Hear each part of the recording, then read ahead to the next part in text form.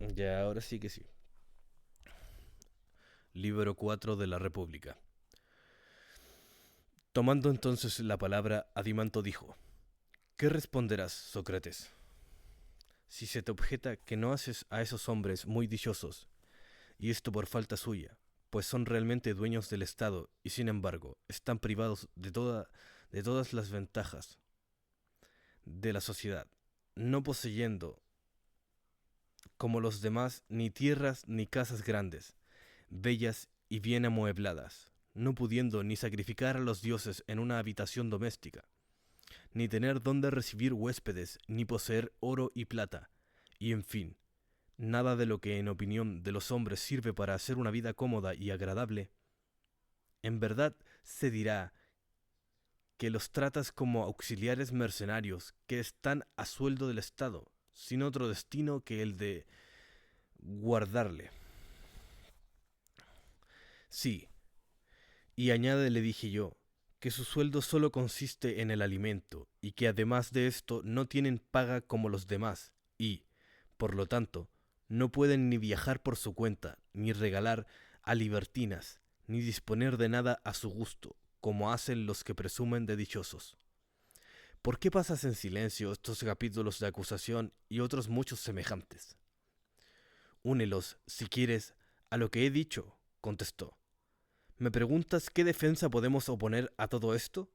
Sí, sin separarnos del camino que hasta aquí hemos seguido, respondí.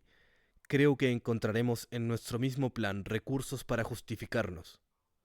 Por lo pronto, diremos que no sería una cosa sorprendente que la condición de los recién descritos fuese muy dichosa a pesar de todos estos inconvenientes, que de todos modos, al formar un Estado, no nos hemos propuesto como fin la felicidad de un cierto orden de ciudadanos, sino la del Estado entero, porque hemos creído haber encontrado la justicia en un Estado gobernado de esta manera y la injusticia en un Estado mal constituido, y por medio de este descubrimiento ponernos en posición de decidir la cuestión que es objeto de nuestra polémica.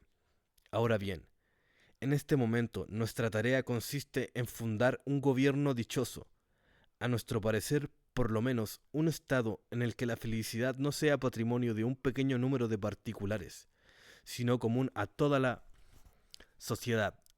Examinaremos bien pronto la forma de gobierno que se opone a esta, si no nos ocupáramos en pintar estatuas y alguno nos objetara que no empleábamos los más bellos colores para pintar las más bellas partes del cuerpo. Por ejemplo, que no pintábamos los ojos con vermellón, sino con negro. Creeríamos responder cumplidamente a este censor diciéndole: no te imagines, hombre sorprendente, que nosotros habíamos de pintar los ojos tan bellos que dejarán de ser ojos, y los que digo de este, y lo que digo de esta parte del cuerpo debe entenderse de todas las demás. Y así lo que debes examinar es si damos a cada parte el color que le conviene, de suerte que resulte un conjunto perfecto. Y ahora te digo a ti, otro tanto, no nos obligues, no nos obligues a hacer que vaya unida a la condición de nuestros guardianes una felicidad que les haría dejar de ser lo que son. Podríamos, si quisiéramos, vestir a nuestros labradores con mantos señoriales, cargarlos de oro, y no hacerles trabajar la tierra sino por placer. Podríamos acostar a los alfareros al pie del horno, cerca de sus ruedas, en reposo, comiendo y bebiendo anchamente, y con la libertad de trabajar cuando quieran. Podríamos hacer dichosos de la misma manera a todos los de las demás condiciones, para que el Estado entero gozase de una perfecta felicidad. pero no nos des semejante consejo, porque si lo siguiésemos, el labrador cesaría de ser labrador, el alfarero de ser alfarero, cada cual saldría de su condición y no habría ya sociedad. Además, que los otros artesanos se mantengan o no en sus respectivos oficios no es negocio de gran importancia. Que el zapatero sea mal zapatero, que se deje corromper o que alguno se tenga por zapatero sin serlo, la comunidad no sufrirá por esto un gran daño. Pero si los que están designados para guardar el Estado y las leyes solo son guardadores en el nombre, ya conoces que conducirá la República a la ruina, porque de ellos es de quienes depende su buena administración y su felicidad. Por consiguiente, si queremos formar buenos guardianes, pongámoslo en la imposibilidad de dañar a los demás, de dañar en lo demás, de dañar en lo más mínimo a la comunidad. El que sea de otro dictamen y quiera hacer de ellos labradores o alegres convidados a una fiesta pública, tendrá en cuenta todo lo que se quiera menos la idea de un Estado. Por lo tanto, veamos si nuestro propósito al establecer los guardianes es proporcionarles la mayor felicidad posible, o si es más bien el proveer a la felicidad de todo el Estado, y de convencer y precisar a los auxiliares y guardianes, como a todos los demás ciudadanos, a que cumplan lo mejor posible la tarea que les está asignada. De suerte que cuando el Estado se haya robustecido y esté bien administrado, todos participarán de la felicidad pública, unos más, otros menos, según la naturaleza les procure. Lo que dices me parece muy sensato, convino. No sé si este otro razonamiento, que es del mismo género, te parecerá menos exacto, dije yo. ¿De qué trata? Mira, si lo que voy a decir no es lo que corrompe y pierde de ordinario a los artesanos, ¿qué es lo que les pierde?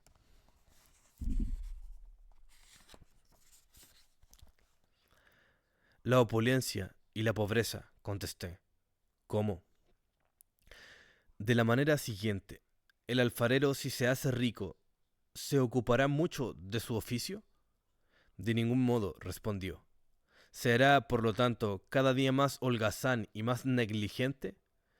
Mucho, sin duda. Y por consiguiente, ¿peor alfarero? También dijo, mucho peor.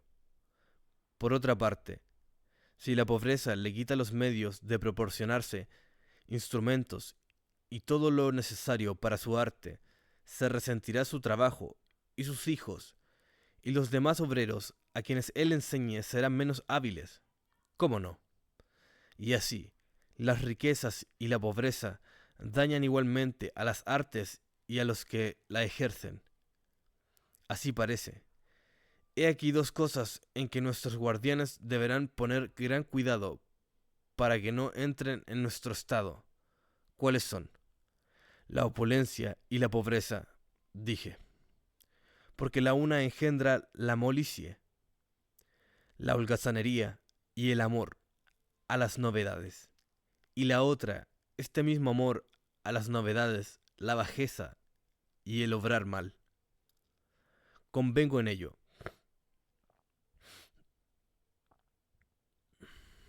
Dijo. Pero Sócrates, te suplico que fijes tu atención en una cosa. ¿Cómo podrá nuestro Estado sostener la guerra si no tiene tesoros, sobre todo si tiene que habérselas con una república rica y poderosa? Es cierto que habrá dificultades para defenderse contra una sola, dije, pero se defenderá más fácilmente contra dos. ¿Qué es lo que dices? Preguntó. Por lo pronto, si es preciso luchar, dije, nuestra gente ejercitadas en la guerra no tienen que habérselas con enemigos ricos. Sí, por cierto, replicó. Pero Adimanto, un luchador ejercitado al máximo en su oficio, no vencerá fácilmente a dos adversarios no púgiles, ricos y obesos? Pregunté. "Ah, quizá no. Si ha de habérselas con los dos a la vez, contestó. ¿Qué? Señalé. Si tuviese la posibilidad de huir y pudiese herir volviéndose al que le siguiese más de cerca, y si emplease muchas veces esta estrategia a la luz del sol y en medio de un calor ardiente, le sería difícil batir a muchos unos en pos de otros. Verdaderamente no tendría nada de extraño, dijo. ¿No crees tú que los ricos de que hablamos estén más ejercitados en la guerra que en la lucha? No creo, contestó. Por consiguiente, a lo que parece, nuestros atletas se batirán sin dificultad contra un ejército 2 o 3 veces más numeroso. Estoy conforme, dijo, porque me parece que tienes razón, y si pudiesen socorro, y si pidiesen socorro a los habitantes de uno de los dos estados vecinos, diciéndoles lo que es verdad, nosotros no tenemos necesidad de oro ni de plata, y nos está prohibido tenerlo. Venid a nuestro socorro, y os abandonaremos los despojos de nuestros enemigos. ¿Crees tú que aquellos a quienes se hicieron tales ofrecimientos querrían más hacer la guerra a perros flacos y robustos que unirse a ellos contra un ganado gordo y delicado? No lo creo, dijo. Pero si algún estado vecino reúne de esta manera todas las riquezas de los demás,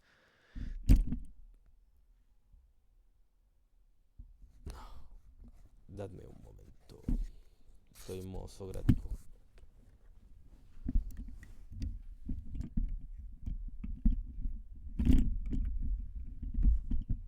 Lo que hace uno cuando está solo.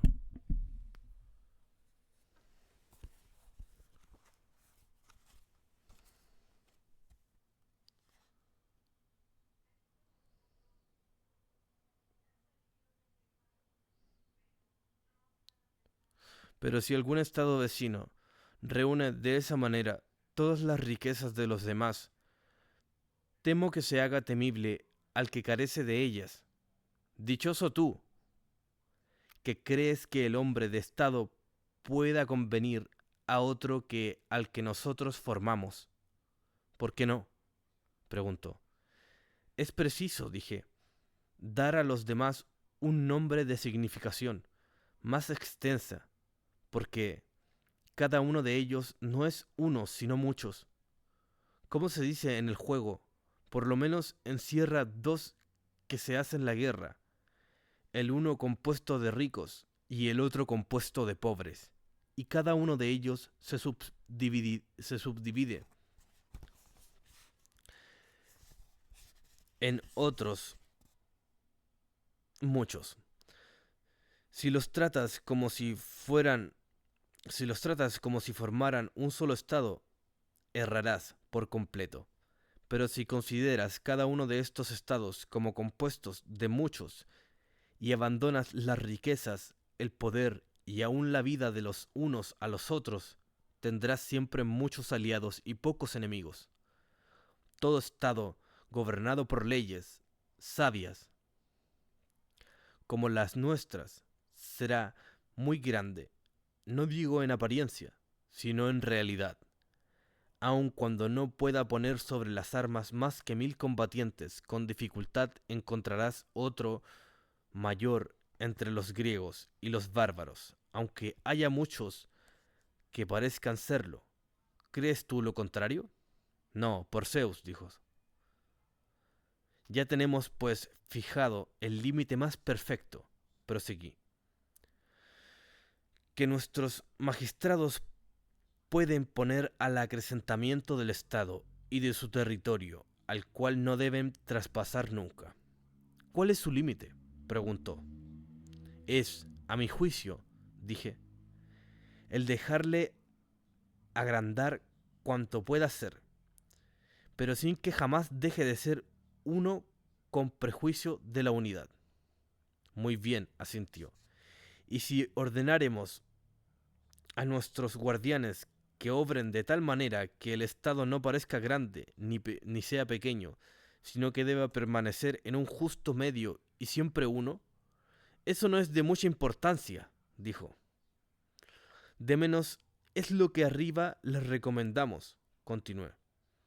Cuando dijimos que era precioso hacer descender a la condición más humilde al hijo degenerado del guardián y elevar al rango de los guardianes a los hijos de bajas condiciones que se hicieron dignos de ellos, quisimos por este medio hacerles entender que cada ciudadano solo debe aplicarse a una cosa, aquella para la que está dotado, a fin de que cada particular, ajustándose a la profesión que les conviene, sea uno, para que el Estado sea también uno, y no haya ni muchos ciudadanos en una sola ciudad, ni muchos estados en un solo estado.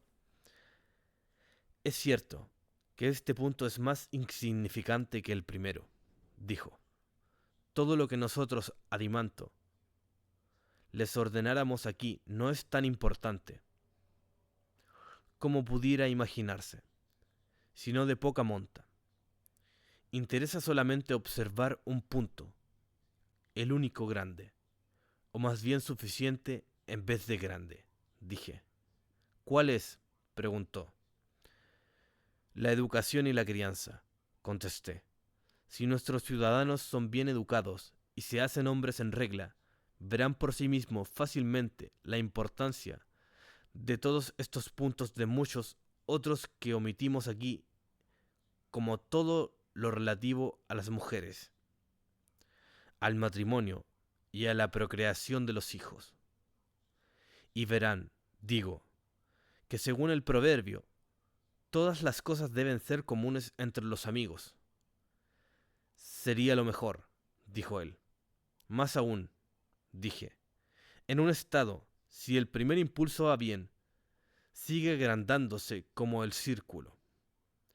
Una buena crianza y educación forman buenos caracteres y estos, así imbuidos, se hacen capaces, entre otras cosas, de dar a luz hijos que les superan a ellos mismos en mérito, como sucede en los animales.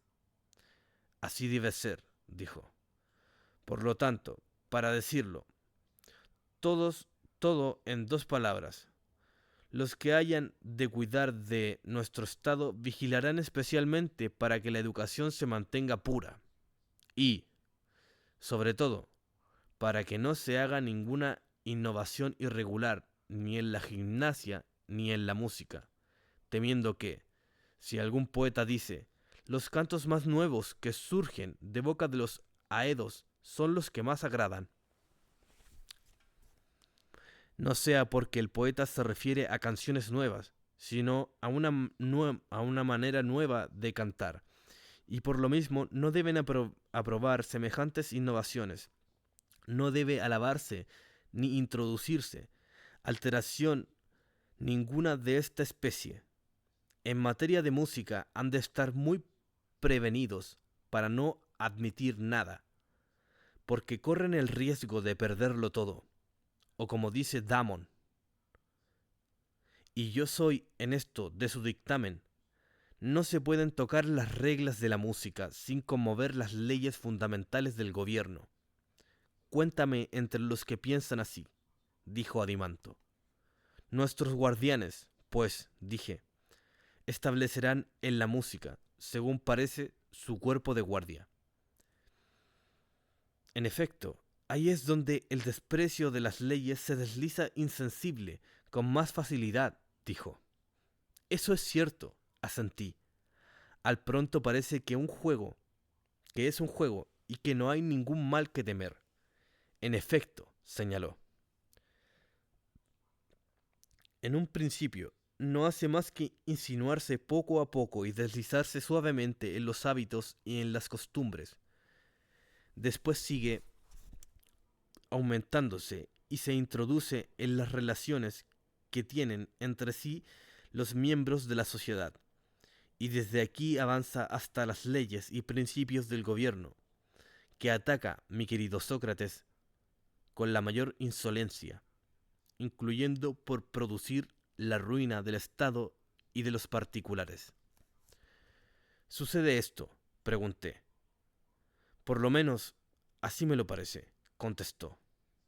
Por consiguiente, y tal como decíamos, habrá que someter muy en tiempo los juegos de los niños a la más severa disciplina, porque por poco que ésta llegue a relajarse y que nuestros niños se extravíen en este punto, es imposible que en la edad madura sean virtuosos y sumisos a las leyes. ¿Cómo no?, dijo.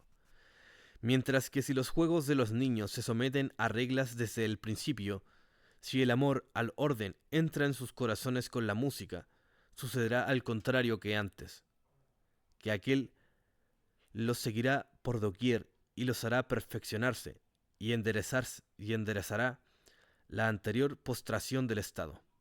Es cierto, dijo, y ellos mismos restablecerán estas reglas que pasan por minuciosas y que sus predecesores habrán dejado caer enteramente en desuso, añadí. ¿Cuáles son las reglas? Las siguientes: estar los jóvenes callados delante de los ancianos, levantarse cuando éstos se presentan, cederles siempre el puesto de honor, respetar a los padres, conservar el modo de vestir, de cortarse el pelo y de calzarse, todo lo relativo al cuidado del cuerpo y otras 1000 cosas semejantes. ¿No te parece?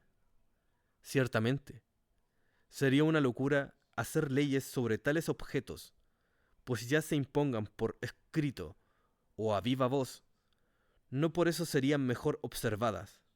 Por otra parte, ningún legislador ha descendido nunca a semejantes pormenores. ¿Cómo iba a ser observadas? ¿Cómo iban a ser observadas? Parece, pues, mi querido Adimanto, dije yo, que todas estas prácticas son un resultado natural de la educación, porque lo semejante no trae siempre a su semejante. ¿Qué otra cosa si no? Por consiguiente, al término del proceso, surgirá algún pleno y vigoroso, sea bueno o al revés. ¿Cómo no?, dijo él.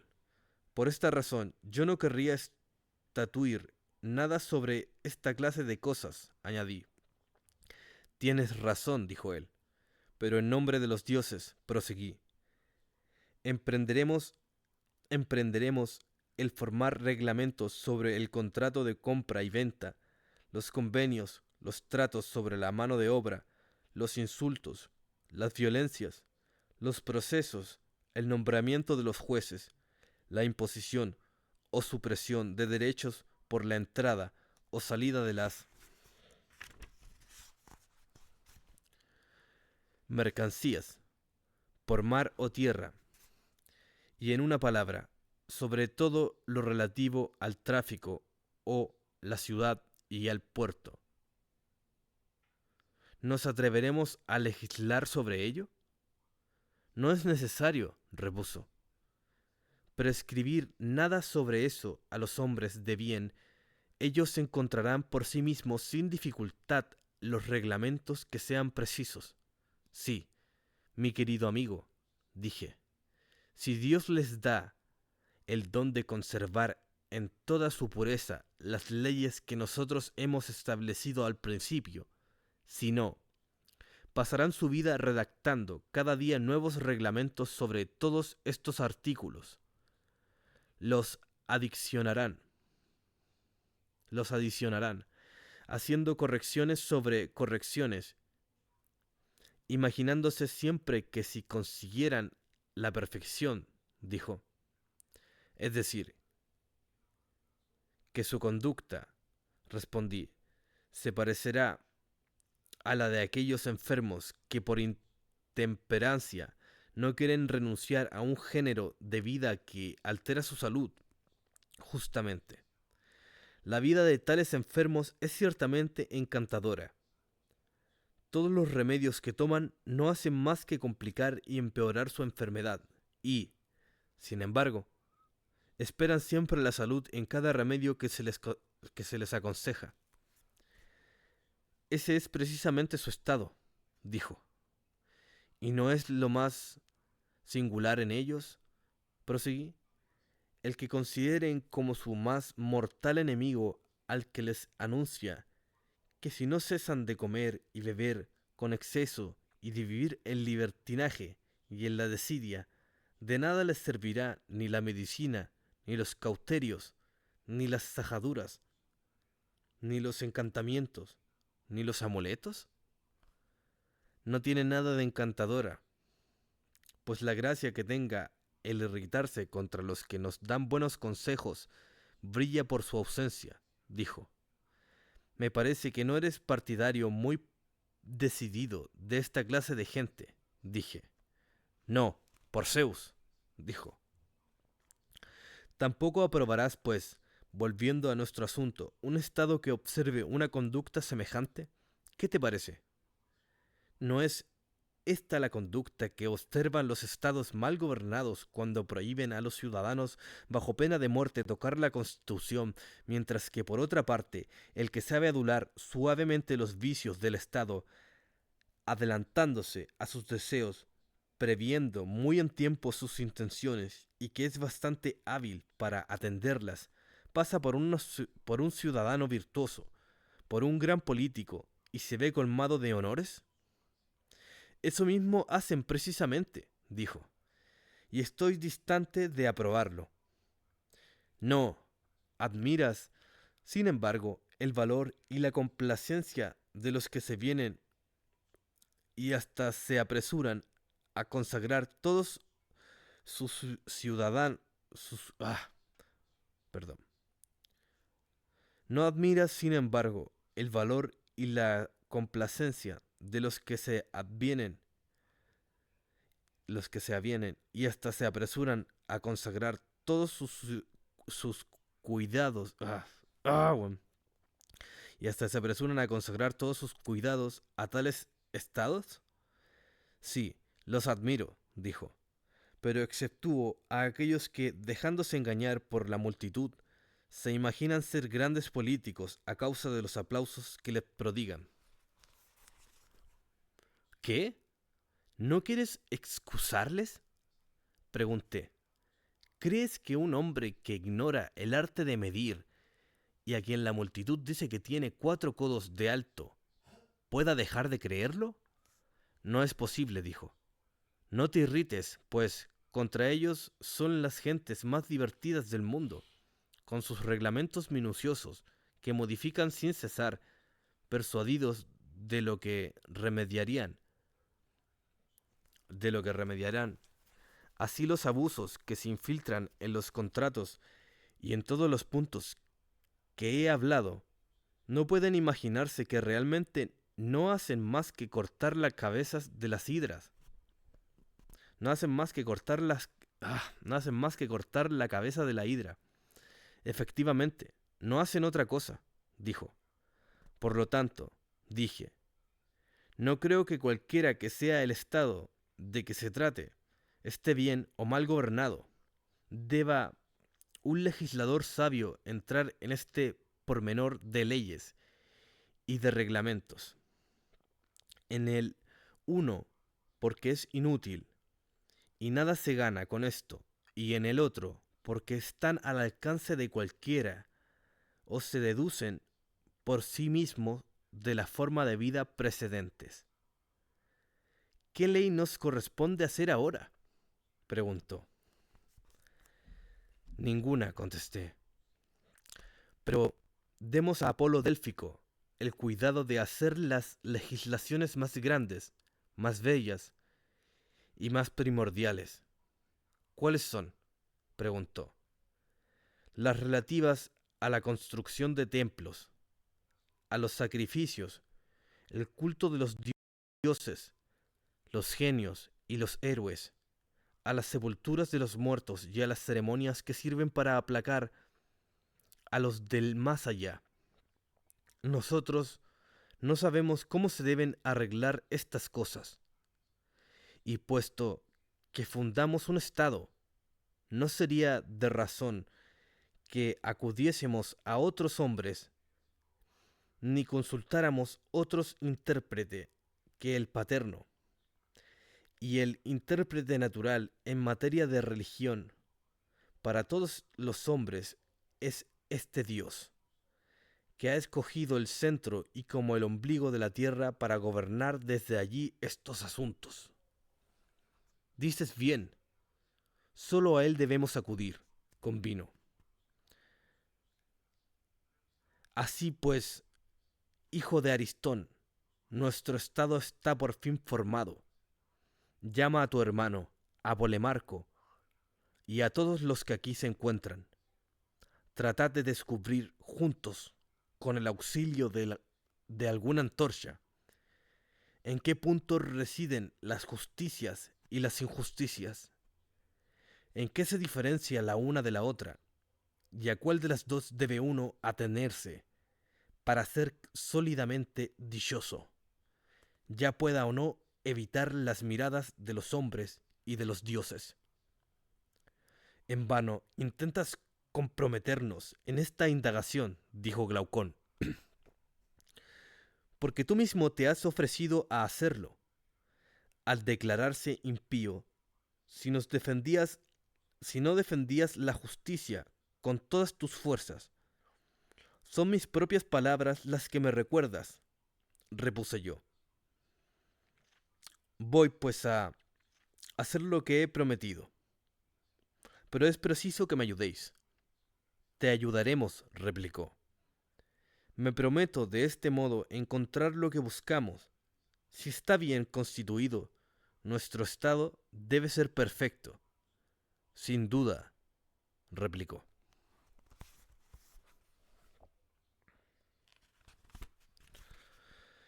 Por lo tanto, es claro que nuestro estado es prudente, valeroso, templado y justo. Es evidente, si descubrimos cualquiera de estas cualidades en él, lo que quede será lo que nos hayamos descubierto. Que, si no, si de 4 cosas buscamos una, por ejemplo, y se nos muestra desde luego, limitaremos a ella nuestras indagaciones. Pero si conociésemos de igual modo las 3 primeras, conoceríamos también la cuarta, que sería evidentemente la que quedara por encontrar. Tienes razón, observó. Apliquemos, pues, este método a nuestra indagación, puesto que las virtudes de que trata son 4. Apliquémoslo. No es difícil. En primer lugar, descubrir la prudencia, pero encuentro algo de singular con relación a ella. ¿Qué?, preguntó. La prudencia reina en nuestro estado, porque el buen consejo reina en él, ¿no es así? Sí. No es menos claro que es un tipo de ciencia este buen consejo, puesto que no es la ignorancia, sino la ciencia la que enseña a bien deliberar. Eso es claro, pero hay en nuestro estado ciencias de todas clases, sin duda. Es debido a la ciencia de los constructores el que el Estado sea prudente y sabio en su consejo. Es debido a la ciencia de los constructores el que el Estado sea prudente y sabio en su consejo. Pero ese saber no se la llamaría así, sino hábil en las construcciones, dijo. Tampoco se llamará prudente al Estado cuando delibere sobre la manera de hacer muebles de forma óptima, según las reglas de este oficio. No, por cierto, ni por el saber sobre las obras de bronce o de cualquier otro material.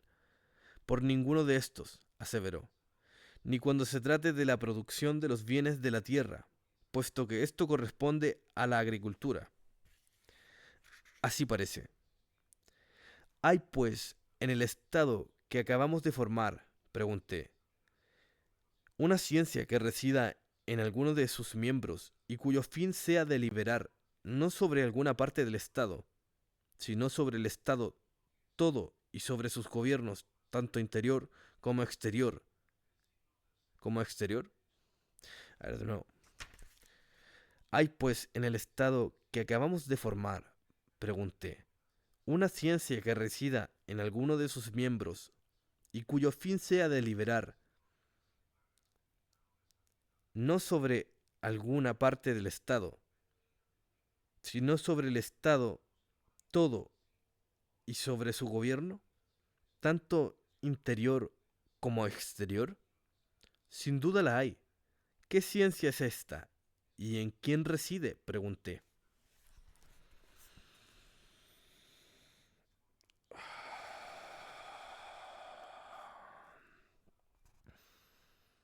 Es la que tiene por objeto la conservación del Estado, dijo, y reside en aquellos magistrados que llamamos guardianes perfectos.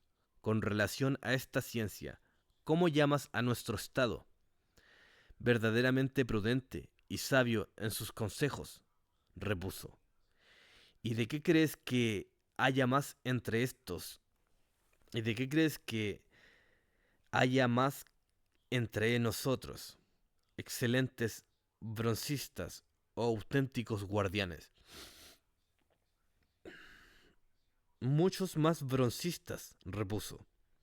En general, de todos los cuerpos que toman su nombre del saber que profesan, ¿no será el cuerpo de los magistrados el menos numeroso? Con mucho. Por consiguiente, todo está organizado naturalmente desde su prudencia a la ciencia que reside en la más pequeña parte de él mismo, es decir, en aquellos que están a la cabeza y que mandan, y al parecer la naturaleza produce en mucho menos número los hombres a quienes toca consagrar a esta ciencia, ciencia que es, entre todas las demás, la única que merece el nombre de prudencia. Es muy cierto lo que dices, convino. No sé por qué especie de fortuna hemos encontrado esta cosa. Primero de las cuatro que buscábamos, así como el punto de la sociedad en que reside. Me parece suficientemente indicada, dijo. En cuanto al valor, no es difícil descubrirlo, así como el cuerpo en que reside y que obliga a dar al Estado el nombre de valeroso. ¿Cómo? Hay otro medio, dijo, de asegurarse de si un Estado es cobarde o animoso, y que examinar el... Hay otro medio, dije yo, de asegurarse de si un Estado es cobarde o animoso, que examinar el carácter de los que están encargados de sus defensas. Nadie podría examinando otra cosa, dijo, porque los demás ciudadanos, sean cobardes o valientes, en nada son dueños de hacer al Estado de una manera u otra. No, en efecto, el Estado es valiente, pues mediante aquella parte de él mismo en la que reside cierta virtud que conserva en todo tiempo, respecto a las cosas temibles, la idea que ha recibido del legislador en su educación. ¿No es esta, en efecto, la definición del valor? No he comprendido bien lo que acabas de decir. Explícamelo más, contestó. Digo que el valor es una especie de conservación. Señalé. ¿De qué? De la idea de que las leyes no han dado por medio de la educación, las leyes no han dado por medio de la educación tocante a las cosas que son de temer, digo, en todo tiempo. ¿Por qué en efecto el valor conserva siempre esta idea y no la pierde jamás de vista ni en el dolor, ni en el placer, ni en los deseos, ni en el temor? Voy, si quieres, a explicarte esto con más comparación. Si quiero. ¿Sabes? dije, la manera como se arreglan los tintores, la manera como se arreglan los tintoreros cuando quieren teñir la lana de púrpura. Entre las lanas de toda clase de colores, escogen la blanca. La preparación enseguida con... Escogen la blanca. La preparan enseguida con el mayor cuidado a fin de que tome el color más brillante posible. Y después de esto la tiñan.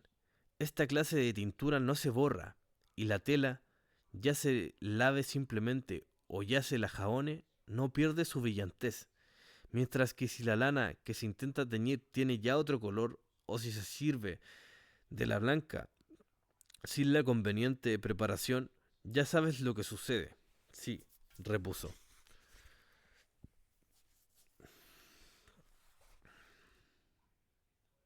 Ni el color dura, ni tiene brillantez. Imagínate ahora, repliqué yo, que nosotros nos hemos esforzado para hacer lo mismo, escogiendo nuestros guerreros con la mayor precaución, y no es otra, créelo, sino que tomen una tintura sólida de las leyes, que su alma bien nacida y bien educada se penetre de tal manera que de la idea de las cosas que son de temer, lo mismo que todas las demás, que ninguna clase de elegía pueda borrarla, ni la del placer, que para este efecto tiene una virtud mayor que la de las otros, que la de la otra, que la de la otro detergente, que la de la otro, que la de la otro detergente, que la de la, no me equivoqué, que para este efecto tiene una virtud mayor que la de la sosa calestrana, que la de la sosa calestrana, ni el dolor, ni el temor, ni el deseo, más poderosos que cualquier otro detergente. Esta fuerza y preservación en toda circunstancia de la idea justa y legítima de lo que es de temer y de lo que no lo es, eso es a lo que yo llamo valor. Si tú no opinas otra cosa, no, dijo, porque me parece que darás a esta idea un nombre distinto del de valor si no es fruto de la educación. Si tiene un carácter brutal y servil, entonces no la considerarás como legítima. Dices verdad, observé. Por tanto, admito que eso es el valor. Admite igualmente, añadí, que es una virtud política, y no te engañarás en otra ocasión, y no te engañarás. En otra ocasión hablaremos más por extenso sobre este punto, si te parece bien. Por ahora ya hemos dicho lo bastante, porque no es eso lo que buscamos, sino la justicia. Tienes razón, dijo. Aún nos restan dos cosas, dije, que descubrir en nuestro estado la templanza y después la justicia, que es el objeto principal de nuestra indagación. Muy bien. ¿Cómo haremos para encontrar directamente la justicia, sin tomarnos antes el trabajo de indagar qué sea la templanza? Yo no lo sé, dijo.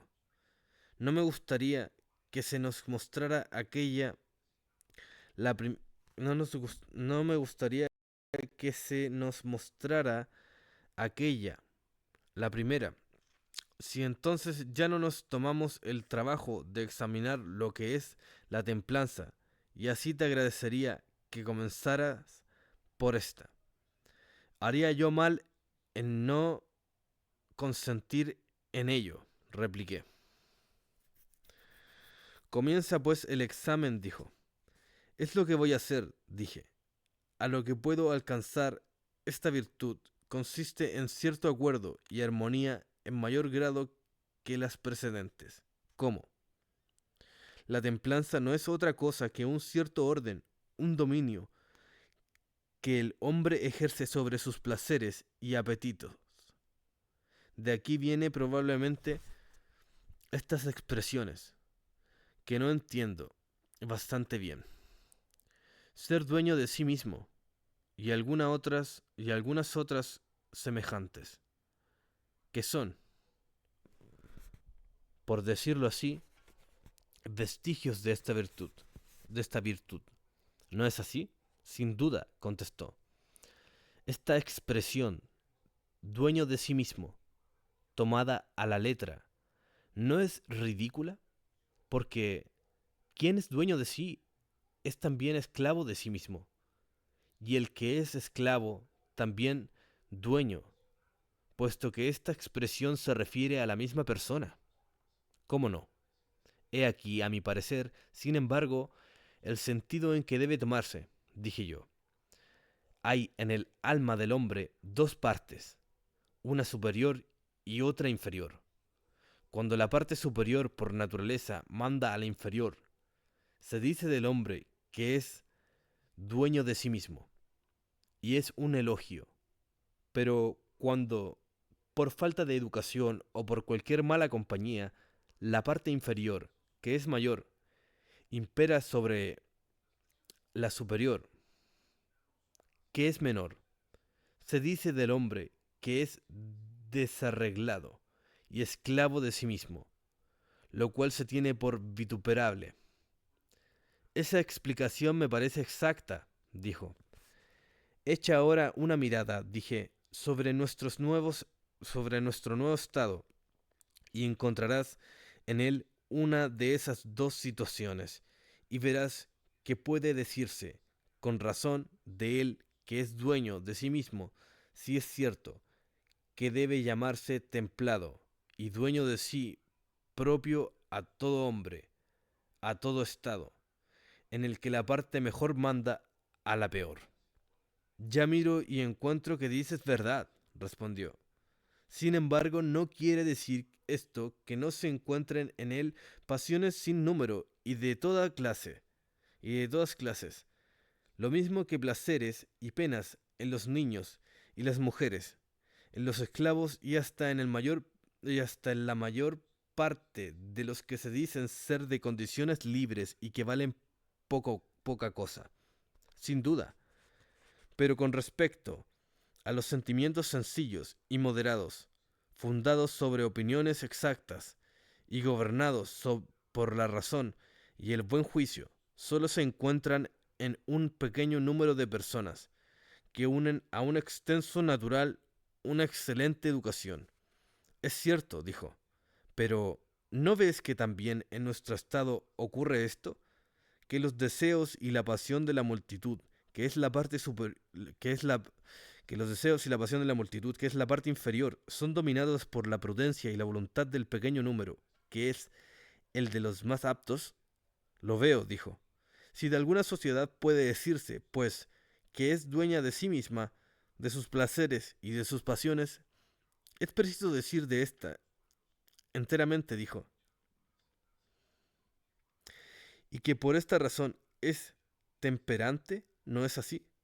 En alto grado, dijo. Y si hay alguna sociedad en la que los magistrados y los súbditos tengan la misma opinión acerca de los que deben mandar, es seguramente la nuestra, ¿no te parece?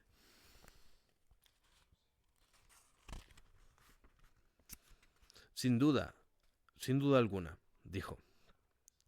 Cuando los miembros de la sociedad están así de acuerdo en quienes dirán que reside la templanza, en los que mandan, en los que obedecen, en unos y en otros, seguramente, repuso, ya ves, en unos y en otros, seguramente, repuso. Ya ves, dije yo, cuán fundada era nuestra conjetura cuando comparábamos la templanza con una cierta armonía. ¿Por qué razón? Porque no sucede con ella lo que con la prudencia y la valentía, puesto que encontrándose cada una de estas solo en una parte del estado, hacen sin embargo que el Estado entero sea prudente y valiente, mientras que la templanza está derramada por todos los miembros del Estado, desde los de más baja condición hasta los de más alta, entre los cuales se establece la templanza un acuerdo perfecto desde el punto de vista de la prudencia, de la fortaleza, del número, de las riquezas de los ciudadanos o de cualquier otra cosa semejante, de manera que puede decir con razón que la templanza consiste en este buen acuerdo, y que es una armonía establecida por la naturaleza entre la parte superior y la parte inferior de una sociedad o de un particular, para decidir cuál es la parte que debe mandar a la otra. Soy decididamente de tu dictamen, repuso. Ya hemos encontrado, a mi parecer, dije yo, tres cualidades del Estado.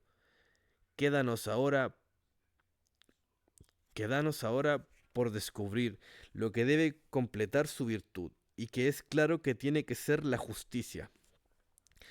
Eso es evidente. Hagamos como los cazadores, mi querido Glaucón, rodeando al matorral. Averigüemos el punto donde la justicia debe encontrarse. Tomemos todas las medidas para impedir que se escape y desaparezca a nuestros ojos. En verdad, debe estar en algún punto. Mira, y avísame si la ves primero. Pluguiera a los dioses, dijo él, pero bastante haré si puedo seguirte y percibir las cosas a medida que me las muestres. Invoquemos a los dioses y sígueme, dije yo, en lo que voy a hacer. Marcha tú delante, replicó. El lugar el lugar me parece oscuro, embarazoso y de difícil acceso. Sin embargo, avancemos, dije yo. Pues adelante, exclamó, después de haber mirado por algún tiempo. ¡Ea! ¡Ea, mi querido Glaucón! Exclamé yo. Me parece que sigo la pista y creo que no se nos escapa la justicia. Buena noticia, dijo él. En verdad que lo que me ha pasado es harto estúpido, dije. ¿Qué cosa? Hace mucho tiempo, mi querido amigo, que, según parece, la tenemos a nuestros pies y no la habíamos visto. Merecemos que se ría de nosotros como de los que buscan lo que tienen entre manos. Fijamos nuestra mirada allá lejos, en lugar de mirar cerca de nosotros, que es donde está. Quizás es esta la causa de habérsenos ocultado por tanto tiempo. ¿Qué quieres decir? Preguntó. Digo, respondí, que ha mucho tiempo que hablamos de nuestros asuntos sin fijar nuestra atención en que es de él de lo que hablamos. Largo es ese exordio, apremio, para las ganas que tengo de escuchar. Pues bien, escucha y ve si tengo razón, dije. Lo que estatuimos al principio, cuando fundamos nuestro Estado como un deber universal e indispensable, es la justicia misma, o por lo menos algo que se le parece. Dijimos, y hemos repetido muchas veces, si te acuerdas, que cada ciudadano no debe tener más que un oficio, aquel para el que desde su nacimiento ha descubierto mejores disposiciones. Eso es lo que dijimos en efecto, pero hemos oído decir a otros, y nosotros mismos lo hemos repetido muchas veces, que la justicia consiste en ocuparse únicamente en sus negocios sin afanarse en mil actividades. Así lo hemos dicho. Entonces, mi querido amigo, dije, me parece que la justicia consiste en que cada uno haga lo que tiene obligación de hacer.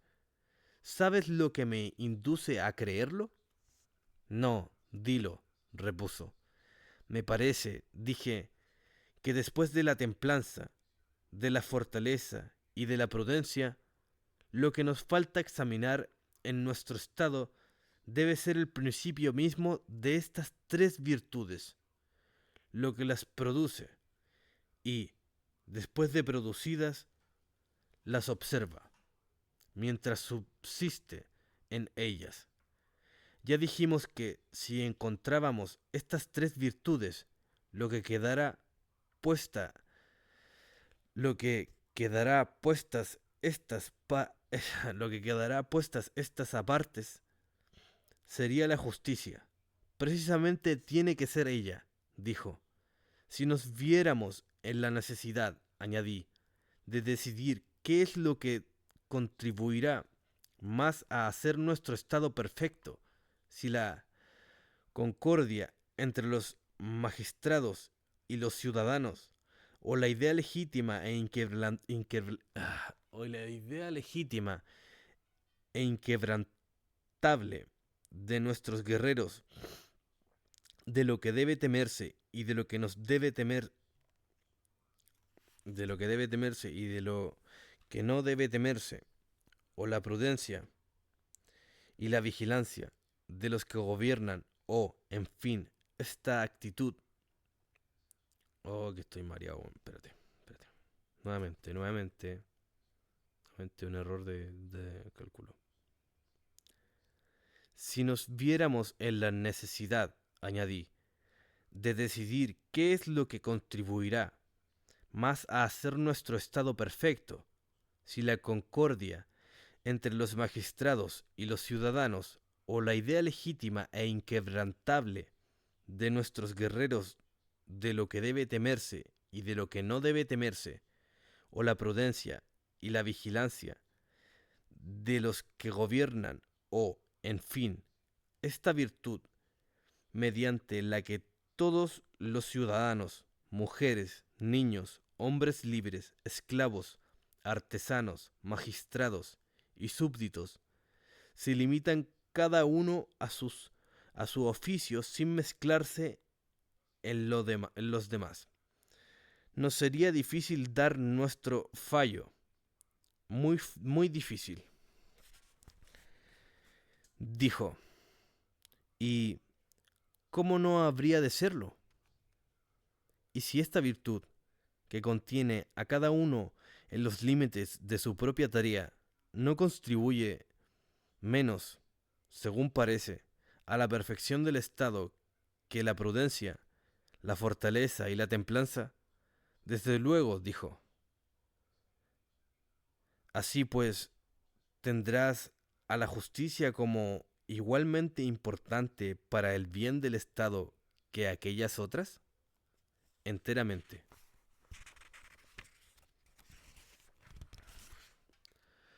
Asegurémonos de esta verdad por otro camino. Los magistrados en nuestro Estado no han de estar encargados de dar sus fallos a los juicios, sin duda. ¿Y qué otro fin puede proponerse en sus juicios sino el impedir que nadie se apodere de los bienes ajenos, ni tampoco que se les prive de los suyos propios? Ningún otro. ¿Pensando que esto es lo justo? Sí. Luego, la posesión y la práctica de lo que a cada uno corresponde será lo que consideramos justicia. Eso es, mira, si eres tú del mismo dictamen que yo, que el carpintero se ingiera en el oficio del zapatero o el zapatero en el de carpintero, que cambien sus instrumentos y sus retribuciones, o que el mismo hombre desempeñe los dos oficios a la vez, ¿crees tú que este desorden cause un gran mal en la sociedad? No, sin duda, dijo. Pero si el que la naturaleza ha destinado a ser artesano o negociante, ensoberbecido con sus riquezas, su crédito, su fuerza o cualquier otra ventaja semejante, se ingiere en el oficio del guerrero, o el guerrero en las funciones del consejero y del guardián sin capacidad para ello, si hiciesen un cambio con los instrumentos propios de su oficio y con las ventajas que van unidas a ellos, o si un mismo hombre que quisiese desempeñar a la vez otros oficios diferentes, entonces creo yo, y tú indudablemente creerás conmigo, que semejante trastorno y tal confusión producirán infaliblemente la ruina del Estado. Infaliblemente. La confusión y mezcla de estos tres órdenes de funciones es, por tanto, el acontecimiento más funesto que puede tener lugar en un Estado.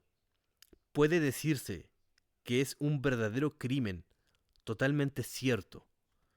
Y bien, el más grande crimen contra el Estado, ¿no dirás que es injusticia? ¿Cómo no? En esto, pues consiste la justicia. Ah, en esto, pues consiste la injusticia.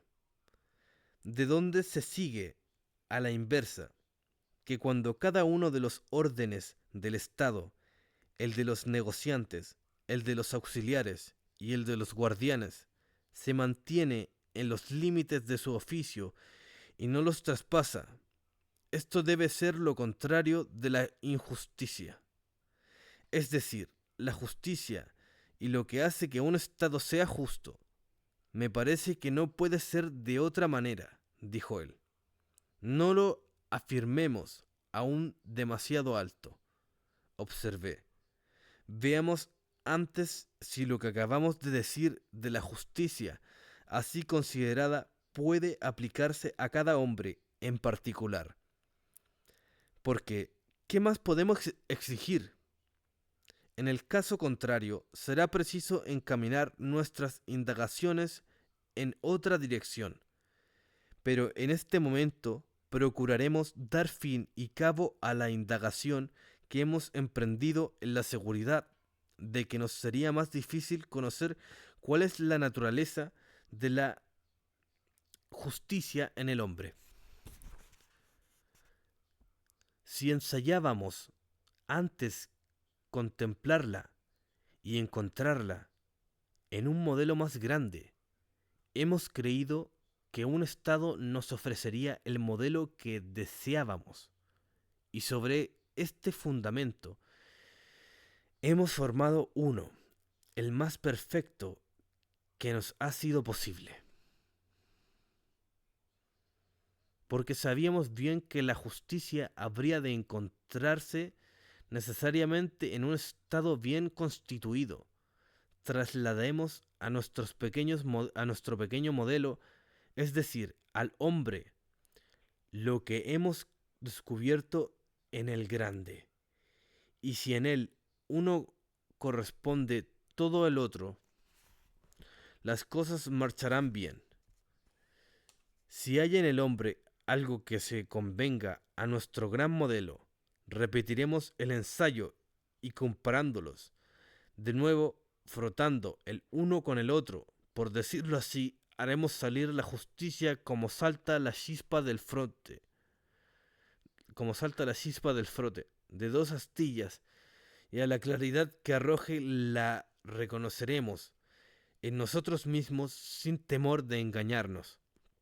Así procederemos, con método, y así hay que hacerlo, dijo. Ahora bien, dije, cuando se dice de dos cosas, de las cuales una es más grande y otra más pequeña, ¿qué son la misma cosa? ¿Son o no semejantes en razón de lo que hacemos que se diga que son una misma cosa? ¿Semejantes?, contestó. Luego el hombre justo, en tanto que es justo, se nos diferencia en nada de un estado justo, sino que será perfectamente semejante a él. Lo será, convino. Pero ya hemos hecho ver que nuestro estado es justo, porque cada uno de los tres órdenes que lo componen obra conforme a su naturaleza y a su destino.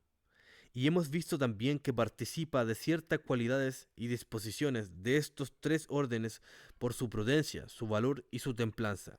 Es cierto, dijo.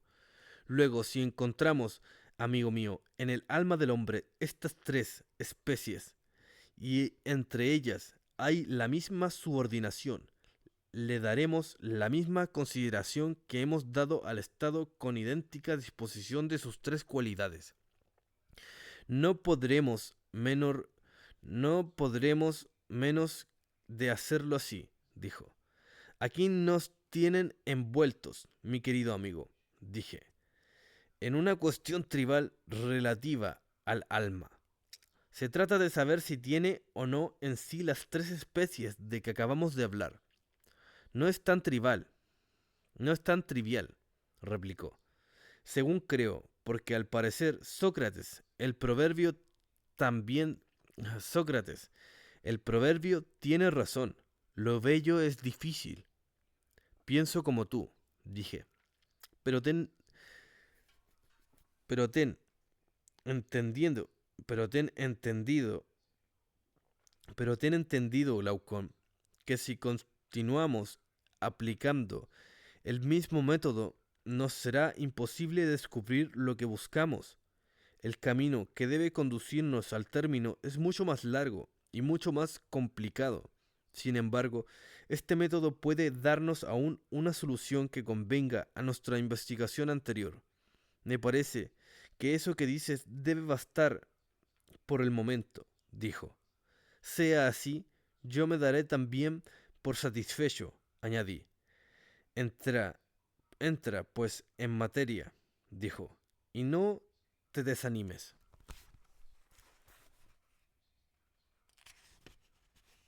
Quiero ver hasta dónde falta para llegar al próximo libro. Al próximo libro. Ah, falta poco igual. Puta, es que... No sé, igual lleva una hora, pero ya da.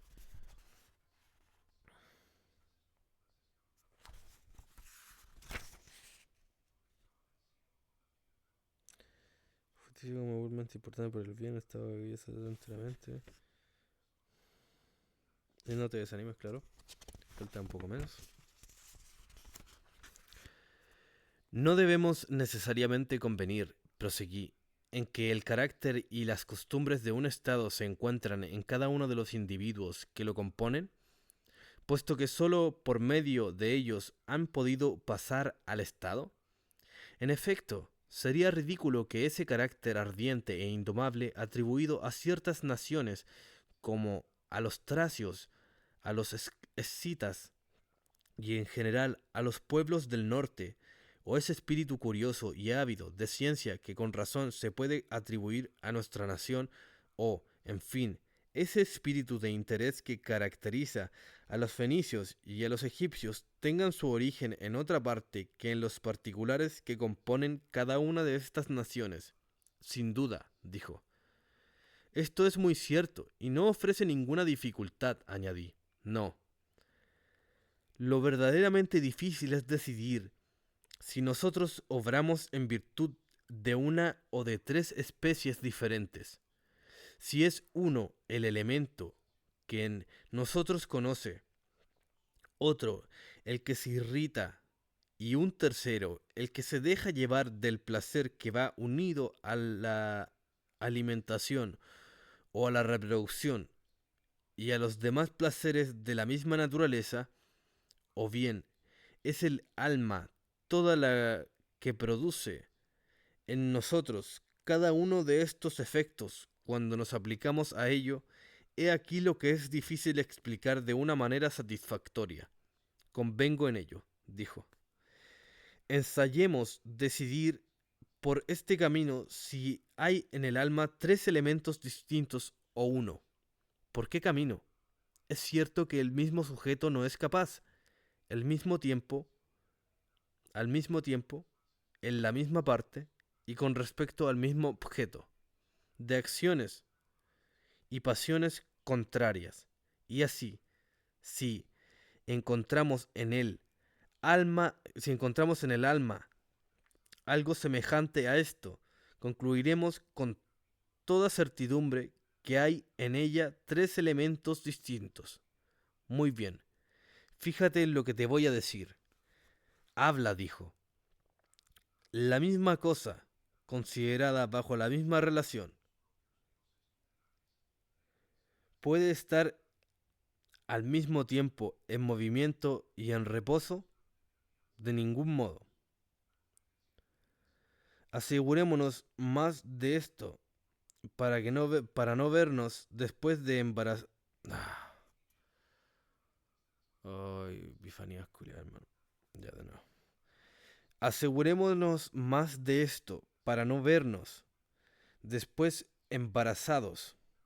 Si alguno nos objetase que un hombre puesto en pie y que solo mueve las manos y la cabeza está a la vez en reposo y en movimiento, le contestaría que no habla con exactitud y que lo que debe decirse es que una parte de su cuerpo se mueve mientras que la otra está en reposo. ¿No es así? Sí.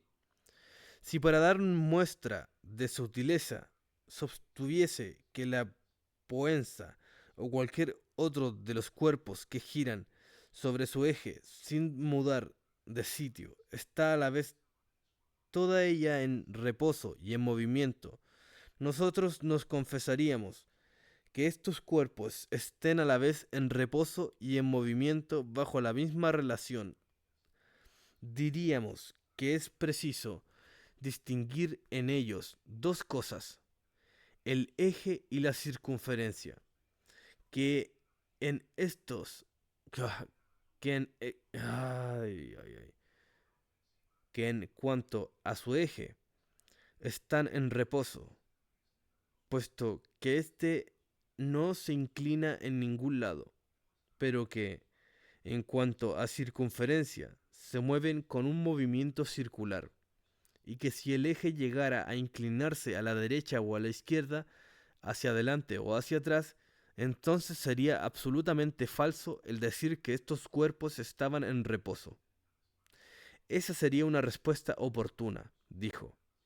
No debemos, pues, detenernos por esta clase de dificultades, porque nunca nos convencerán de que la misma cosa, mirada bajo la misma relación y respecto al mismo objeto, sea al mismo tiempo susceptible de acciones y de pasiones contrarias.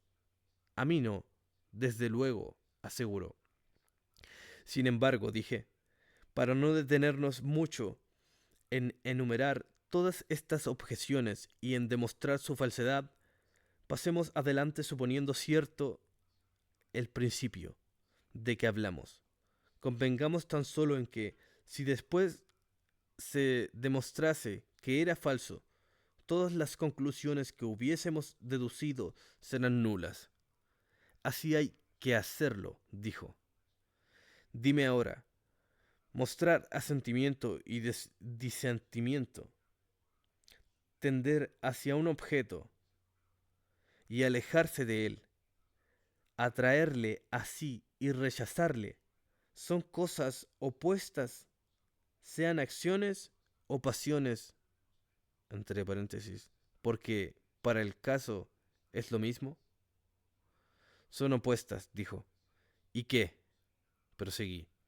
El hambre, la sed y en general los apetitos naturales, el deseo, la voluntad, todo esto, ¿no está referido a las especies de que acabamos de hablar?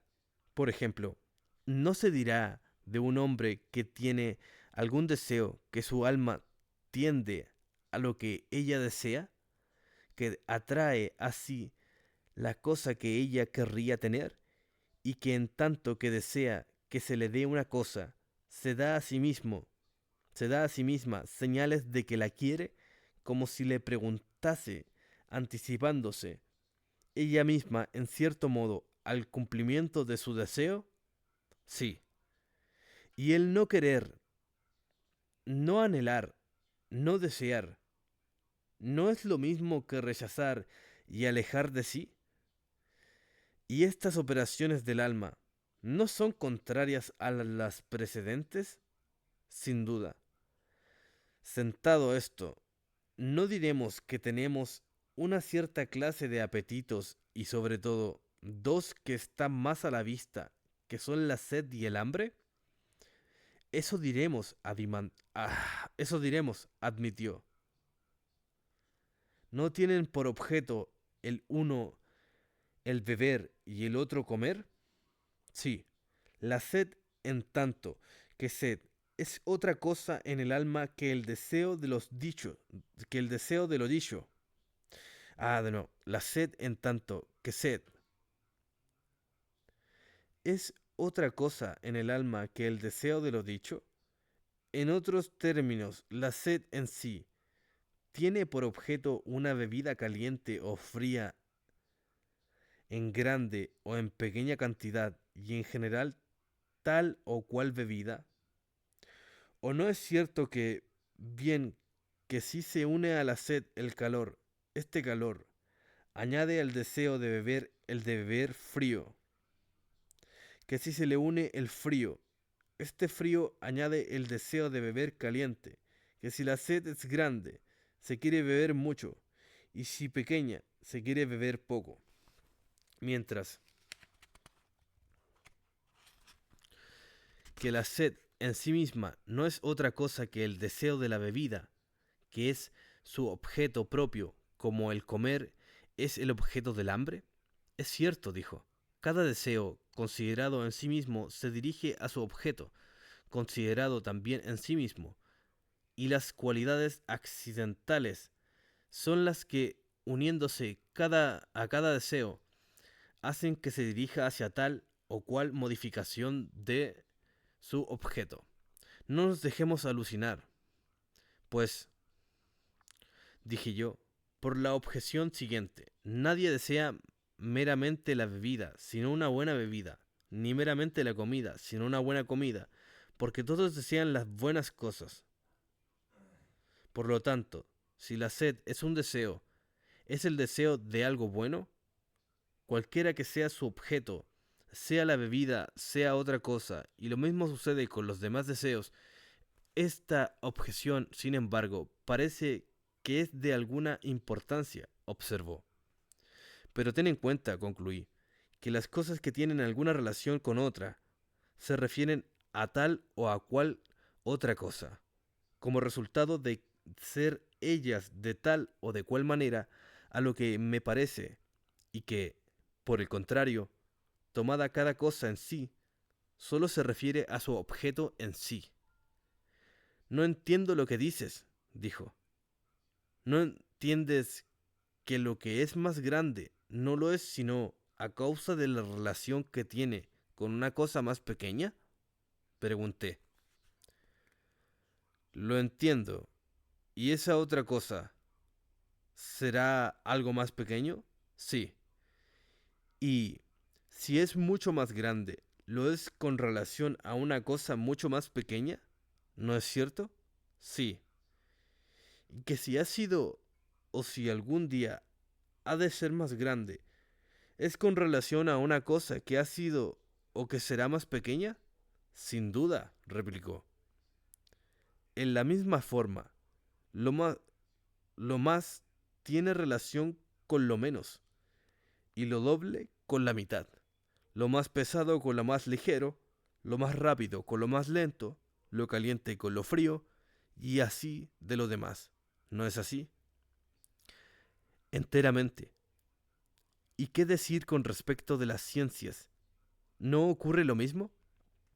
La ciencia en sí tiene por objeto todo lo que puede o debe ser conocido en sí, sea lo que sea, pero una ciencia particular tiene por objeto tal o cual conocimiento. Por ejemplo, cuando se inventó la ciencia de construir casas, ¿no se le dio el nombre de arquitectura para distinguirla de las otras ciencias? Es cierto. ¿Y no procedía esta distinción de que esta ciencia especial en nada se parece a ninguna otra? Sí.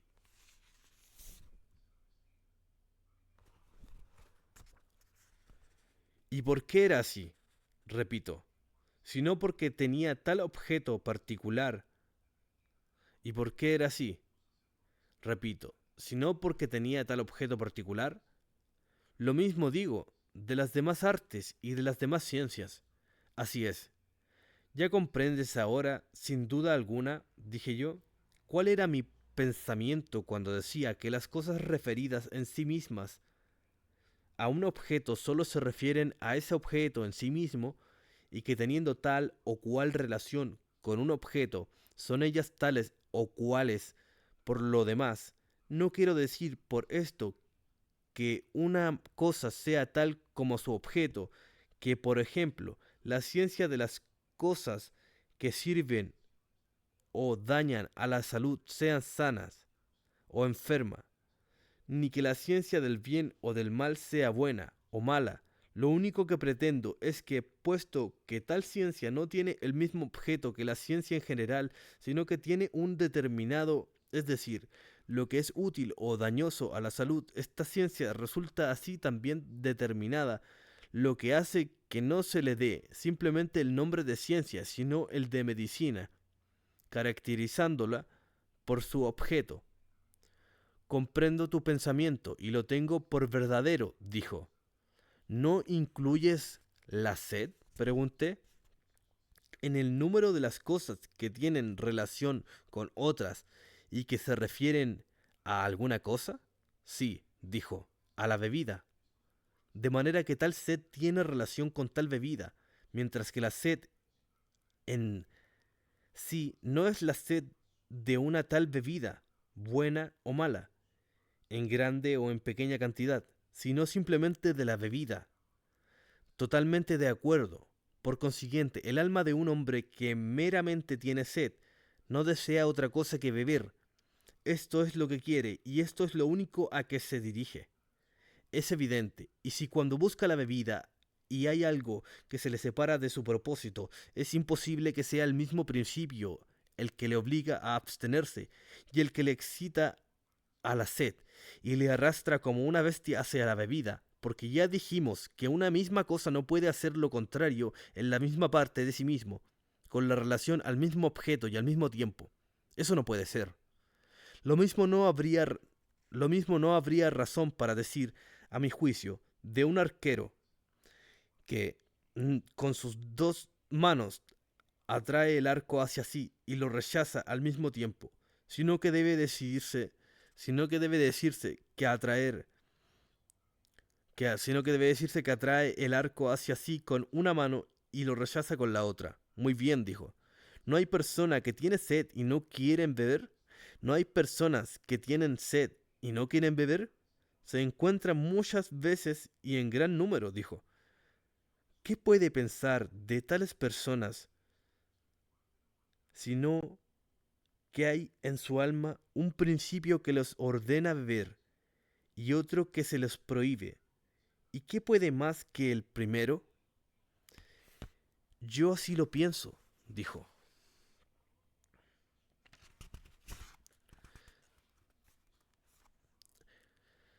Este principio que les prohíbe beber no nace cuando nace del razonamiento el que los lleva y arrastra a ello. ¿No es un resultado de sufrimiento y enfermedades? Tal parece. Tenemos pues derecho, proseguí, a decir que son estas dos cosas distintas y llamar racional a esta parte de nuestra alma, que razona y apetitiva, que razona, y apetitiva, privada de razón, amiga de los goces, de los placeres, a esta otra parte del alma que es el principio del amor, del hambre, de la sed y de los demás deseos. No sin razón la consideramos así. Sen- sen- no sin razón la consideramos así. Senternos, pues, como cierto, seguí, que estas dos especies se encuentran en nuestra alma, pero la fogosidad y aquello por lo que nos enardecemos es una tercera especie, o será de la misma naturaleza que las otras dos, quizás de la misma que la parte apetitiva, pero me contaron una cosa, dije yo, que tengo por prueba verdadera, y en la siguiente: Leoncio, hijo de Aglayón, volviendo un día del Pireo, percibió de lejos a lo largo de la muralla septentrional, percibió de lejos a lo largo de la muralla septentrional unos cadáveres tendidos junto al verdugo, y sintió a la vez un deseo violento de aproximarse para verlos, y un temor mezclado de aversión a la vista de cuadro semejante. Al pronto resistió y se tapó la cara, pero cediendo al fin a la violencia de su deseo, se dirigió hacia los cadáveres, y abriendo los ojos cuanto pudo, exclamó: «¿Y bien, desgraciados, gozad hechamente de tan magnífico espectáculo?» Más bien dijo: «Y bien, desgraciados, gozad anchamente de tan magnífico espectáculo». «He oído referir lo mismo», dijo. «Este suceso, observé, indica que la fogosidad se opone algunas veces en nosotros al apetito, y por consiguiente que es una cosa distinta. Eso indica», dijo, no observamos también en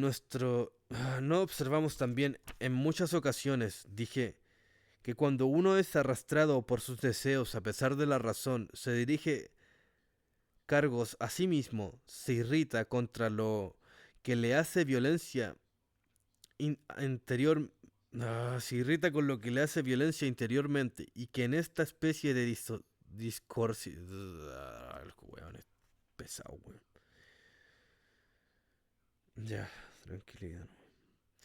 Que cuando uno es arrastrado por sus deseos a pesar de la razón, se dirige cargos a sí mismo y se irrita contra lo que le hace violencia interiormente, y que en esta especie de discordia la fogosidad se pone de parte de la razón.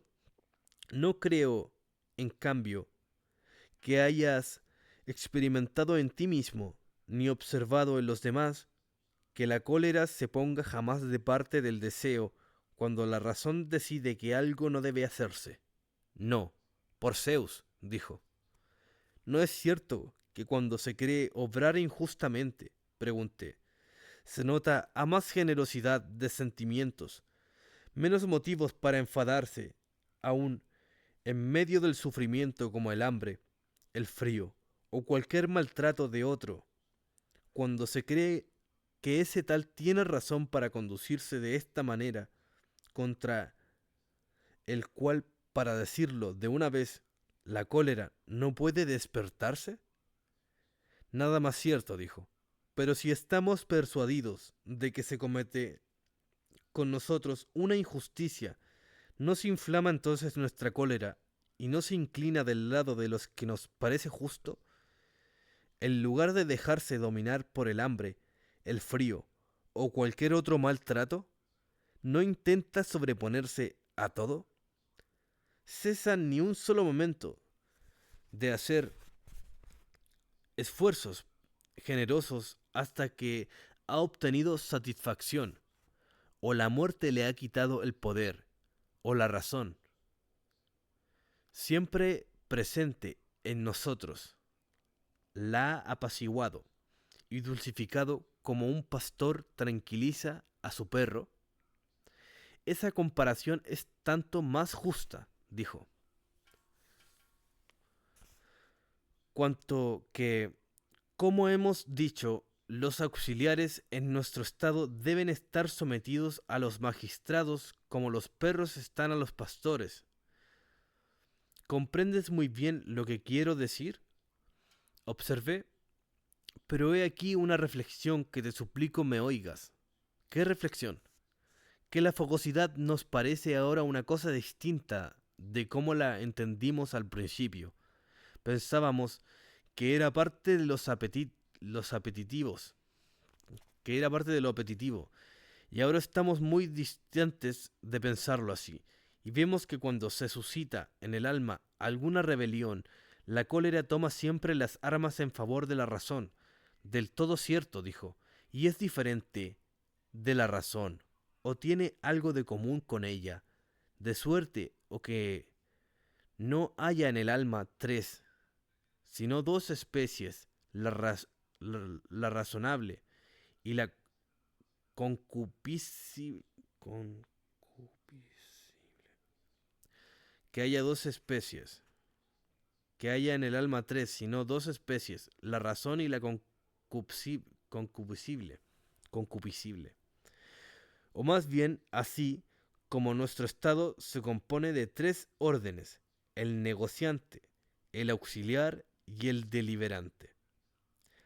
El apetito irascible entra también en el alma como un tercer principio, como destino es secundar la razón, siempre que no haya sido corrompido por una mala educación. Necesariamente es un tercer elemento. Muy bien, pero necesitamos demostrar que es distinto del racional, como hemos demostrado que es distinto del apetitivo. Dije, eso no es difícil, dijo. Veamos que los niños, apenas salen al mundo, están ya sujetos a la cólera, y que para algunos nunca luce la razón, y en la mayor parte muy tarde. Dices muy bien, Poseus, observé. También puede servir de prueba lo que pasa con los animales y asimismo podemos traer a colación el testimonio de Homero citado más arriba. Golpeándose el pecho, reprende así a su alma. Es evidente que Homero presenta aquí dos principios distintos increpándose mutuamente, lo que razona sobre qué es mejor o peor contra lo que se enardece irracionalmente. Perfectamente dicho, convino. En fin, hemos llegado, aunque con gran dificultad, a mostrar claramente que hay en el alma de cada hombre las mismas partes que el Estado y en igual número. Es cierto, ¿no es ahora necesario que el particular sea prudente de la misma manera y en la misma forma que el Estado? ¿Cómo si no?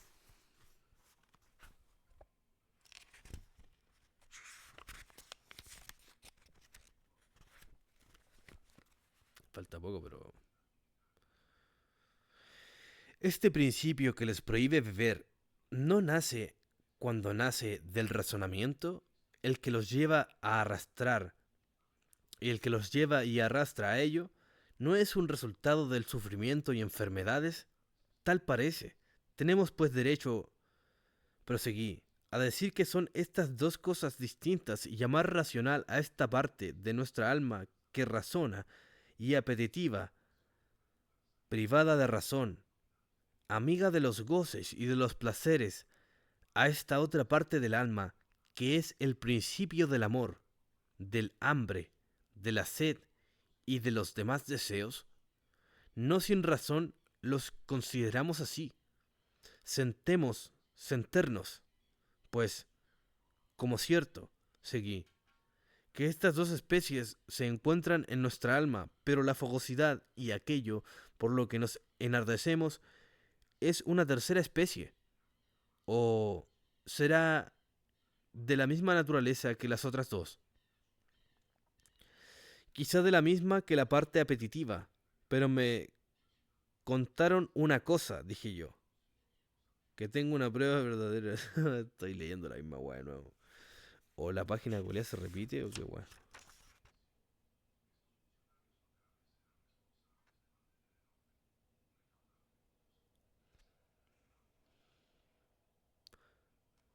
Oh, qué chucha, weón.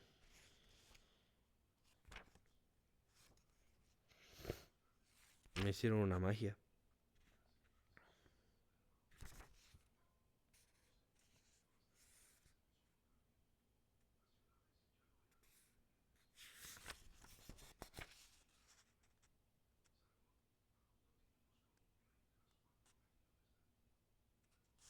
Oh, qué chucha, weón.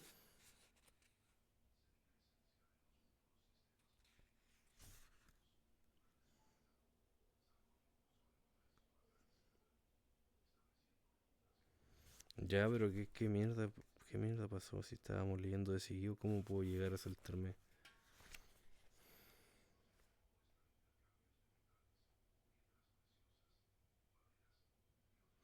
Bueno, ya, ya, me equivoqué. Me equivoqué o la gente se equivoca. Y que igual que, ya a ver, Homero dándose golpe en el pecho, es evidente que Homero representa aquí dos principios distintos, increpándose mutuamente lo que la razón sobre qué es mejor o peor contra lo que se enardece irracionalmente, perfectamente dicho, convino. En fin, hemos llegado, aunque con gran dificultad, a mostrar claramente que el alma ya, y que igual que el particular es valiente y de la misma manera lo sea también el Estado, en una palabra, que todo lo que contribuye a la virtud se encuentre lo mismo en uno que en el otro, por fuerza. Por lo tanto, mi querido Glaucón, diremos que el hombre es justo del mismo modo que el Estado. También esa es una consecuencia necesaria, dijo. No hemos olvidado tampoco que el Estado es justo cuando cada uno de los tres órdenes que lo componen hace únicamente lo que les corresponde. No creo que lo haya olvidado, dijo. Acordémonos, pues, de que cada uno de nosotros será justo y cumplirá su deber cuando cada una de las partes de sí mismo realice su tarea. Sí, es preciso no olvidarlo, dijo. No pertenece a lo racional mandar, puesto que en ello es donde reside la prudencia, y que a ello toca también la inspección sobre toda el alma, y no toca a la fogosidad obedecerlo y secundarlo enteramente. ¿Y cómo se podrá mantener un perfecto acuerdo entre estas dos partes sino mediante esa mezcla de la música y de la gimnasia de que hablamos más arriba, y cuyo efecto será, de una parte, nutrir y fortificar la razón con buenos preceptos y enseñanzas, y de otra, dulcificar y apaciguar el valor por el encanto del ritmo y de la armonía? Bien, seguro, dijo. Estas dos partes, así educadas e instruidas en lo que les es propio, gobernarán la apetitividad, y que ocupa la mayor parte de nuestra alma y que es insaciable por su naturaleza. Tendrán buen cuidado de que, después de haberse aumentado y fortificado con el goce de los placeres del cuerpo, no salga de sus límites propios y no pretenda arrogarse, no arrojarse, arrogarse sobre el alma una autoridad que no le pertenece y que produciría en el conjunto un extraño desorden. Sin duda, dijo. En caso de un ataque exterior, tomarán las mejores medidas para la seguridad del alma y del cuerpo. La una deliberará y la otra combatirá, y, y secundada por el valor, ejecutará las órdenes de aquella. Eso es, el hombre merece el nombre de valiente.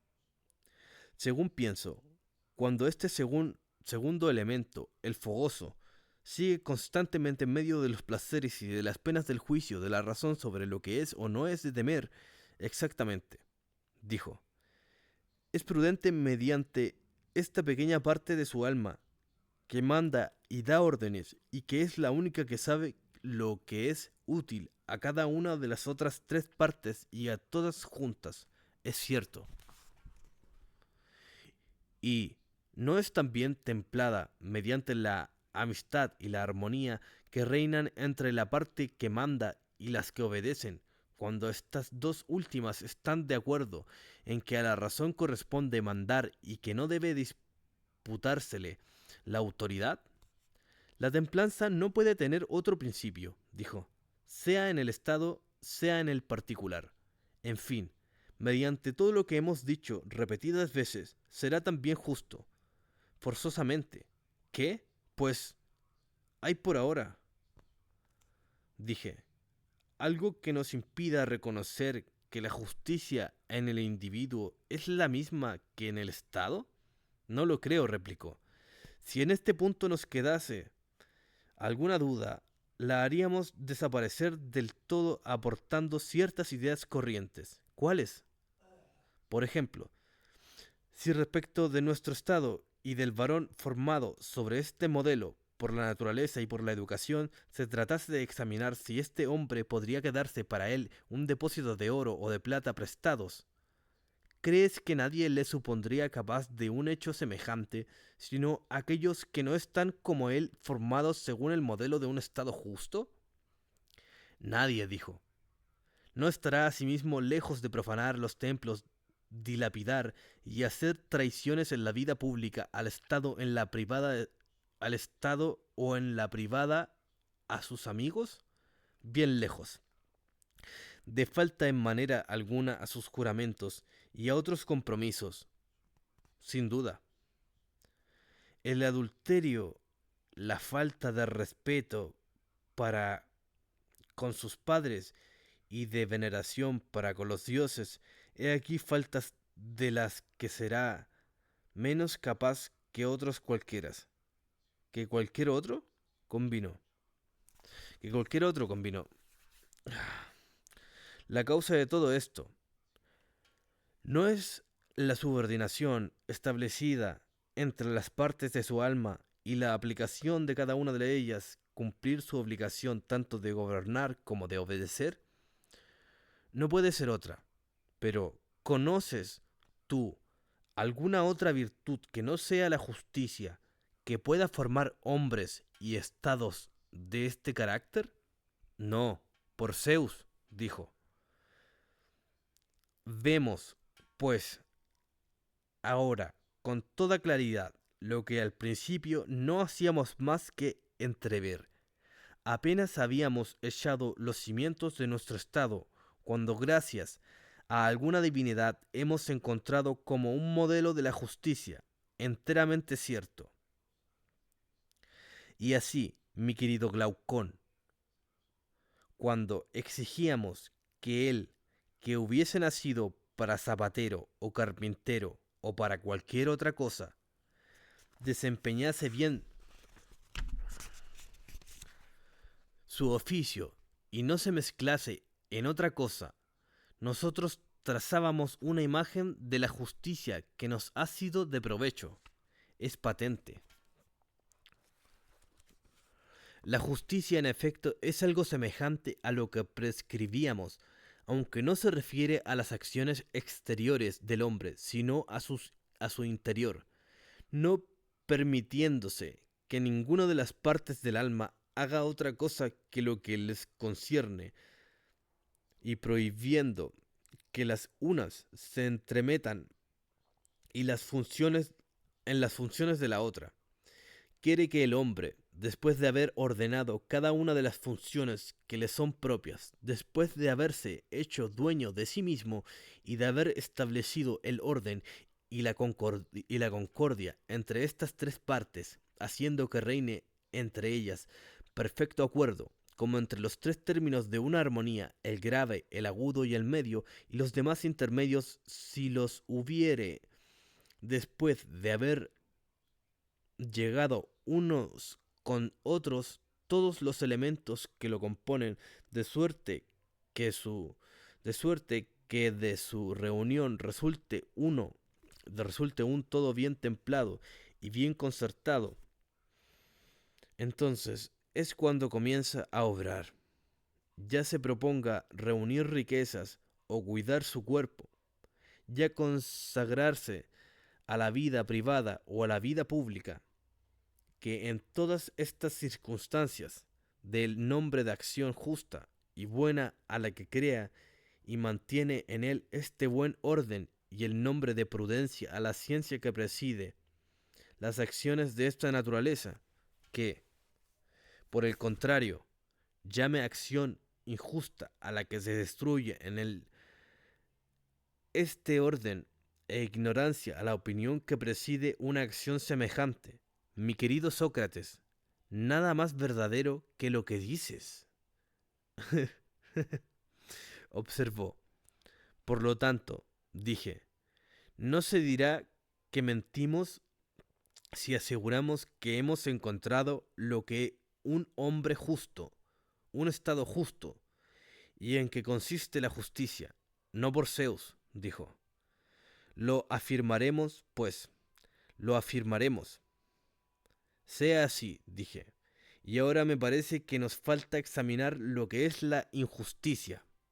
Claro está, puede ser otra cosa que una sedición de aquellos tres elementos que se extralimitan, entrando en lo que no es de su incumbencia, usurpando atribuciones ajenas, una sublevación de la parte contra el tono del alma para arrogarse una autoridad que no le pertenece, porque por su naturaleza está hecha para obedecer a los que está hecho para mandar, y...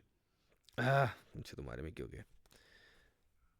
Puede ser otra cosa que un sedimento de aquellos tres elementos que se extralimitan entrando en lo que no es de su incumbencia, usurpando atribuciones ajenas, una sublevación de la parte contra todo del alma para arrogarse una autoridad que no le pertenece, porque por su naturaleza está hecha para obedecer a lo que está hecho para mandar. Y diremos nosotros que este extravío y turbancia, este extravío y turbación es injusticia, indisciplina, cobardía, ignorancia, en una palabra, total perversidad. Eso es, convino. Así pues, dije yo, el cometer acciones injustas y actuar injustamente, así como el realizar acciones justas, ¿sabemos distinguirlo con claridad y realmente tenemos clara la justicia y la injusticia? ¿Cómo? En realidad, dije, sucede con ellas respecto al alma lo que sucede con las cosas sanas y nocivas del cuerpo, al cuerpo. ¿En qué aspecto?, preguntó. En que las cosas sanas dan la salud y las cosas nocivas dan la enfermedad, ¿sí? Lo mismo que las acciones justas producen la justicia, las acciones injustas, la injusticia, necesariamente. Dar la salud es establecer entre los diversos elementos de la constitución humana el equilibrio natural, que somete los unos a los otros. Engendrar la enfermedad es hacer que uno de estos elementos domine a los demás contra las leyes de la naturaleza, o sea, dominado por ello. Es cierto, por la misma razón, producir la justicia, dije, no es establecer entre las partes del alma la subordinación que la naturaleza ha querido que haya, y producir la injusticia es dar una parte sobre las otras un imperio que es contra la naturaleza. A ver, no es establecer entre las partes del alma la subordinación que la naturaleza ha querido que haya, y producir la injusticia es dar una parte sobre las otras un imperio que es contra la naturaleza. Exactamente, admitió. La virtud, por consiguiente, es, si puedo decirlo así, la salud, la belleza, la buena disposición del alma. El vicio, por el contrario, es la enfermedad, la deformidad y la flaqueza. Así es. ¿No contribuyen las acciones buenas a crear en nosotros la virtud y las acciones malas a producir el vicio? Forzosamente. Por consiguiente, lo único que nos queda por examinar es si es útil ejecutar acciones justas, consagrarse a lo que es honesto y ser justo, sea o no tenido por tal, o si lo es cometer injusticias y ser injusto, con tal que no tenga uno que temer el castigo ni verse forzado a hacerse mejor mediante el mismo. Pero Sócrates dijo, me parece ridículo detenerse en semejante examen, porque si cuando la naturaleza del cuerpo está enteramente destruida, la vida se hace insoportable aún en medio de los placeres de la mesa, de la opulencia y de los honores, con mucha más razón debe ser para nosotros pesada carga cuando el alma, que es su principio, esté alterada y corrompida, aun cuando por otra parte tenga el poder de hacerlo, todo menos el de librarse a sí mismo del vicio y alcanzar la justicia y la virtud. Esto suponiendo que la injusticia y la justicia se revelen tales como hemos explicado, sería, en efecto, Ridículo. Acepté detenerse en este examen, pero ya que hemos llegado al punto de darnos por completamente convencidos de esta verdad, no debemos pararnos aquí por cansancio. Guardémonos mucho de perder el ánimo, por Zeus, dijo. Atiende y mira, pues, dije, bajo cuántas formas entiendo formas dignas de ser observadas se presenta el vicio. Atiende y mira, pues, dije, bajo cuántas formas entiendo formas dignas de ser observadas se presenta el vicio. Te sigo, dijo. Habla. Pues bien, dije, mirando desde la altura a que nos ha conducido esta conversación, me parece ver, como desde una atalaya, que la forma de la virtud es una, y que la del vicio son innumerables.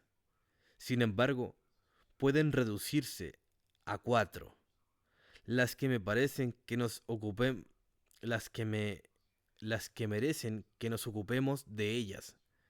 ¿Qué quieres decir?, preguntó. Quiero decir que el alma tiene tantas formas diferentes como el gobierno. Dije. ¿Cuántas? 5. Las del gobierno. 5 las del gobierno, repuse. Y 5 las del alma. Di cuáles son, pidió. Digo, por lo pronto, respondí, que la forma de gobernar, que la forma de gobierno que nosotros hemos establecido es una, pero que se le puede dar 2 nombres. Si gobierna uno solo, se dará al gobierno el nombre de monarquía, y si la autoridad se divide entre muchos, se llama aristocracia. Verdad es, dijo. Digo que aquí no hay más que una sola forma de gobierno, proseguí, porque el que el mando esté en manos de uno solo o en las de muchos, esto no altera en nada las leyes fundamentales del Estado. Si los principios de crianza y educación que hemos establecido son rigurosamente observados, no parece que las vaya a alterar con vino. Con vino de convenir, no de vino. Pero ese fue todo el libro 4. Al menos avanzamos en un libro. Y ahora llega el 5. Pero estuve 2 horas leyendo, así que estoy cansado igual. Aunque igual leería el que valía en un ratito. Se hizo lo que se pudo.